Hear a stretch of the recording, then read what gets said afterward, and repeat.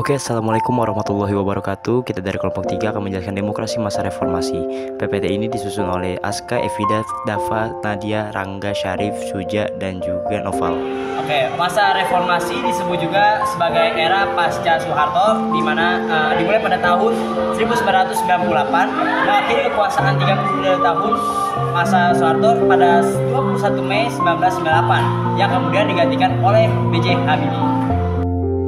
Apa yang berubah dari orde baru ke reformasi? Perubahan dari orde baru ke reformasi dilihat dari demokrasi yang dikembangkan pada masa reformasi adalah demokrasi yang didasari Pancasila dan Undang-Undang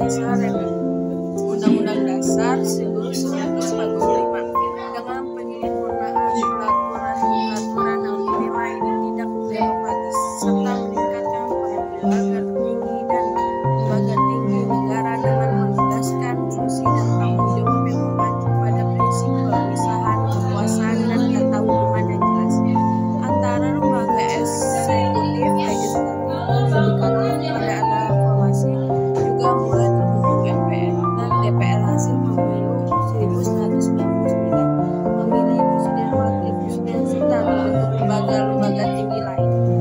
Hasil dari reformasi secara umum: 1. Pembatasan masa jabatan bagi presiden, yakni hanya sampai 5 tahun dengan maksimal 2 periode. Yang kedua, membuka ruang bagi Indonesia untuk melakukan kerjasama secara internasional dengan banyak negara lainnya. Yang ketiga, kebebasan berpendapat oleh rakyat Indonesia pun menjadi terbuka, berbeda dengan saat di era masih Orde Baru. Yang terakhir itu ada korupsi dan nepotisme yang semakin lebih banyak diperhatikan oleh pemerintah saat ini. Pada era reformasi dikeluarkannya sejumlah ketetapan MPR untuk membangun kehidupan yang demokratis. Pertama, ketetapan MPR RI nomor 7 MPR 1998 tentang pencabutan referendum. Kedua, ketetapan MPR RI nomor 10 MPR 1998 tentang pokok-pokok reformasi. Ketiga, ketetapan MPR RI nomor 11 MPR 1998 tentang penyelenggaraan negara yang bebas dari korupsi, kolusi, dan nepotisme. Keempat, ketetapan MPR RI nomor 13 tentang pembatasan masa jabatan presiden. Sesuai ketetapan MPR tersebut, sistem pemerintahan yang berjalan mengandung beberapa hal. Yang pertama, kebijakan pemerintahan memberikan ruang gerak yang lebih luas terhadap hak-hak untuk mengeluarkan pendapat dan pikiran baik secara lisan ataupun tertulis setelah sesuai dengan UUD 1945 pasal 28. Kedua, upaya untuk mewujudkan pemerintahan yang bersih dan berwibawa serta bertanggung jawab dibuktikan dengan dikeluarkannya ketetapan MPR nomor 9 MPR 1998 yang ditindaklanjuti dengan UU nomor 30 tahun 2000 tentang Komisi Pemberantasan Tindak Pidana Korupsi.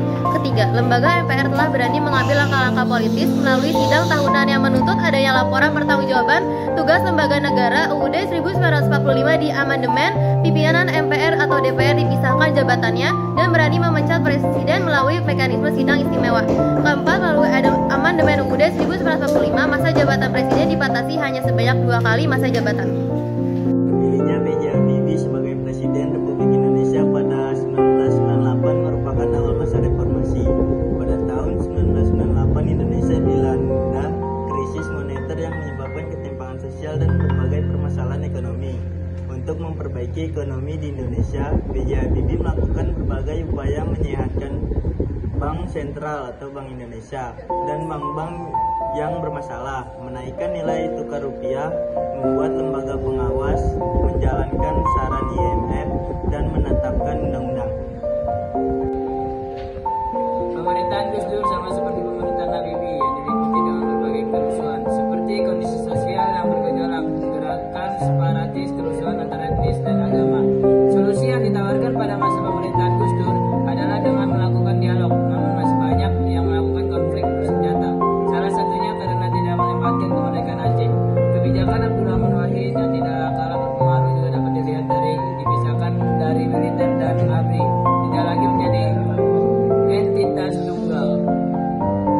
Setelah Gus Dur lengser, Megawati Soekarno Putri pun dilantik untuk menggantikannya. Salah satu kebijakan ekonomi Megawati yang dinilai berani adalah mengakhiri program reformasi kerjasama dengan IMF pada Desember 2003, yang lalu dilanjutkan dengan privatisasi perusahaan negara dan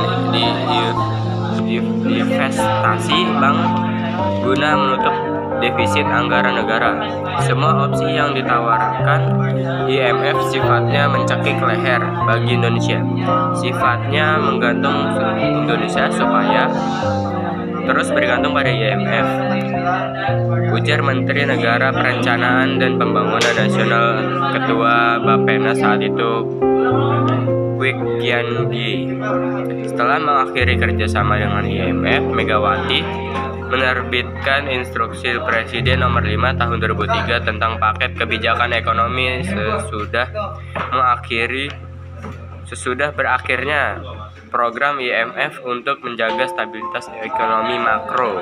JKT 48 dalam berkaitan dengan masalah hukum SBYJK menyampaikan beberapa agenda yang terkait dengan pemberantasan korupsi, kolusi, nepotisme, dan kronisme, yaitu dengan satu, memperkuat upaya-upaya pemberantasan korupsi, kolusi, nepotisme, dan kronisme. Yang kedua itulah berkurangnya secara nyata praktik korupsi dan birokrasi.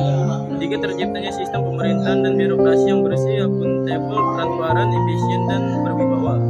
Untuk mendukung tercapainya upaya pengangkatan hukum ini di masa pemerintahan SBYJK dibentuk sejumlah institusi hukum baik yang berada di ranah yudikatif maupun eksekutif langsung di bawah pengawasan presiden. Institusi hukum di ranah yudikatif adalah Mahkamah Agung dan peradilan-peradilan di bawahnya seperti Mahkamah Konstitusi dan Komisi Yudisial. Adapun yang berada di ranah eksekutif antara lain Kejaksaan Agung, Kepolisian Republik Indonesia, Komisi Pemberantasan Korupsi, dan Komnas HAM, Komnas Perempuan, dan Komisi Kebenaran dan Rekonsiliasi atau KKRI. Masa pemerintahan SBY dengan Wakil Budiono, pada pemilu tahun 2009, SBY kembali terpilih sebagai presiden didampingi oleh Budiono sebagai wakil presiden. Presiden Susilo Bambang Yudhoyono dan Wakil Presiden Budiono memimpin Kabinet Indonesia Bersatu Jilid 2. Kabinet ini memiliki program kerja yang hampir sama dengan kabinet sebelumnya, Kabinet Indonesia Bersatu Jilid 1. Adapun beberapa programnya adalah menurunkan angka kemiskinan dan pengangguran, pertumbuhan ekonomi makro, good governance, dan pemberantasan korupsi, kolusi, dan nepotisme di Indonesia. Oke, jadi tadi merupakan penjelasan mengenai demokrasi pada masa reformasi. Kurang lebihnya mohon maaf. Wassalamualaikum warahmatullahi wabarakatuh.